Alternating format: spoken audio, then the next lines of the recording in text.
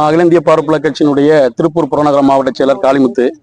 எதுக்காக இங்கே நம்ம எஸ்பி சாரை பார்க்க வந்திருக்கோம்னா, கடந்த 1ஆம் தேதி திருநெல்வேலியில் செந்தில்ராஜ் என்பவர் எங்களுடைய நேதாஜி சுபாஷ் சந்திரபோஸ் பார்ப்பன கட்சியினுடைய நிறுவன தலைவர் நேதாஜி சுபாஷ் சந்திரபோஸ் அவர்களையும் பசுமன் முத்துராமலிங்க தேர்வு அவர்களையும் ஒரு வேண்டுமென்றே அவர் எதற்காக பர்மிஷன் வாங்கி ஆர்ப்பாட்டம் பண்ணாரோ அதை விட்டுவிட்டு அங்கே இருக்கக்கூடிய தென் மாவட்டத்தில் இருக்கக்கூடிய இரு சமுதாயமும் ஒரு இணக்கமான முறையில் போய் கொண்டிருக்கிறது.